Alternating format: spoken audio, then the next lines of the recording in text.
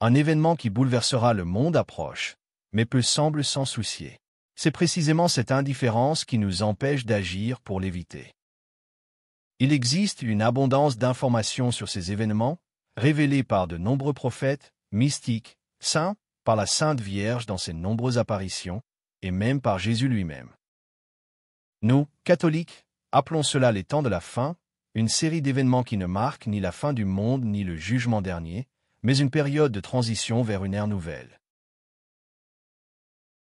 Ces événements rappellent à bien des égards le grand déluge de Noé, car ils constituent une intervention divine visant à purifier l'humanité dans un temps de profonde corruption morale et d'éloignement de Dieu.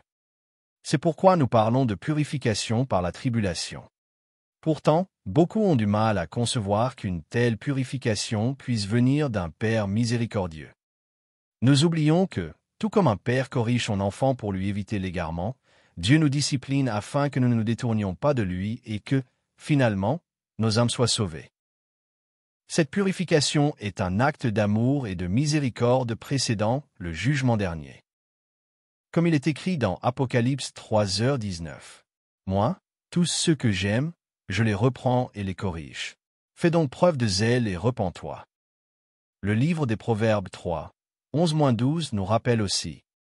Mon fils, ne dédaigne pas la correction du Seigneur, ne te rebute pas contre sa réprimande, car le Seigneur réprimande celui qu'il aime, comme un père le fils qu'il chérit. Les signes annonçant cette période sont nombreux et ont été prophétisés à travers diverses révélations. Mais nous devons nous interroger, reconnaissons-nous notre besoin de purification? Après 2000 ans depuis la venue de notre Seigneur, nous sommes-nous rapprochés de Dieu? Avons-nous obéi à ses commandements et accompli sa volonté? Ou bien, malgré notre connaissance de lui avons-nous tourné le dos? Il suffit de regarder le monde avec une conscience sincère pour trouver la réponse. Au-delà des opinions personnelles, notre société a déjà exprimé son choix. Elle prétend ne pas avoir besoin de Dieu. Si nous avons construit un système qui mène au péché, rejette la vérité divine et renverse l'ordre moral en appelant le bien mal et le mal bien, l'intervention divine ne serait-elle pas nécessaire, même si elle est douloureuse? Sans elle, plongée dans un système qui encourage le péché, les âmes seraient irrémédiablement perdues. L'Épître aux Hébreux 12 nous enseigne. Car celui que le Seigneur aime, il l'éduque, il frappe de verge tous ceux qu'il reconnaît pour ses fils. C'est pour votre éducation que vous avez à souffrir. Dieu vous traite en fils. Et quel est le fils que son père n'éduque pas? Lui, c'est pour notre profit qu'il éduque, afin de nous faire participer à sa sainteté. Certes, toute éducation, sur le moment, ne semble pas un sujet de joie, mais de tristesse. Mais plus tard, elle procure à ceux qu'elle a exercés un fruit de paix et de justice. Nous vivons à une époque où l'information est instantanément accessible, et pourtant, cela ne semble plus avoir d'importance. Submergés par un flot de distractions et de manipulations, nous peinons à discerner l'essentiel du superflu. Même nous, chrétiens, avons perdu le sens de l'attente et ne veillons plus aux signes. Nous nous sommes installés dans le confort du monde.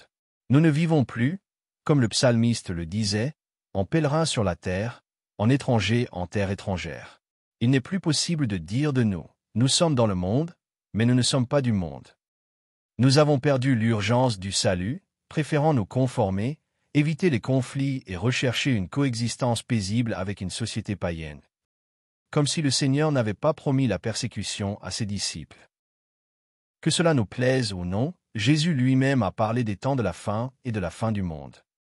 Dans Matthieu 24, après avoir averti les scribes et les pharisiens du jugement qui s'abattrait sur eux et sur Jérusalem, prophétie accomplie en 70 après Jésus-Christ, Jésus quitta le temple et se rendit au mont des Oliviers avec ses disciples, où ils lui demandèrent plus de détails sur la fin des temps et son retour.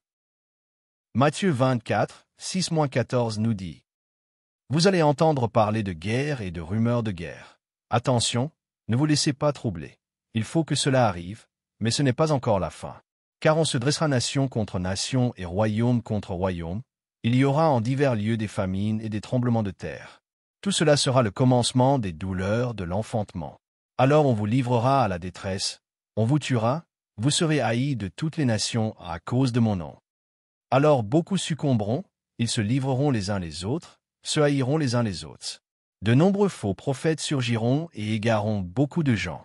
Et, à cause de l'ampleur du mal, la charité de la plupart des hommes se refroidira. Mais celui qui aura persévéré jusqu'à la fin, celui-là sera sauvé. Et cette bonne nouvelle du royaume sera proclamée dans le monde entier, en témoignage pour toutes les nations. Et alors viendra la fin. Ce passage décrit un temps de guerre, de calamité et de persécution sévère contre les disciples du Christ. Nous, chrétiens, seront haïs et même mis à mort pour notre foi. Mais ceux qui persévéreront verront l'Évangile proclamé dans le monde entier, car cette période s'achèvera par le triomphe du cœur immaculé de Marie et une ère de paix avant le retour glorieux du Christ. À Fatima, la Vierge Marie a promis. À la fin, mon cœur immaculé triomphera.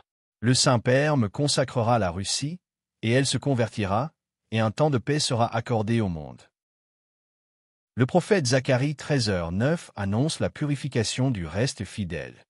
Je ferai passer ce tiers par le feu, je l'épurerai comme on épure l'argent, je l'éprouverai comme on éprouve l'or.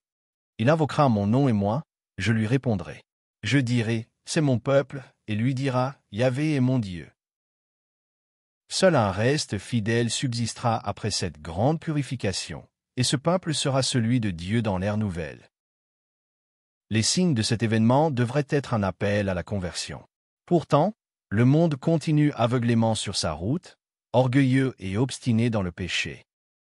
Nous, croyants, reconnaissons ces signes et refusons de détourner le regard. Nous préparons les refuges de Garabandal, mais plus que tout, la préparation essentielle est intérieure, se convertir, demeurer en état de grâce et se laisser guider par l'Esprit Saint. Que Dieu vous bénisse toujours.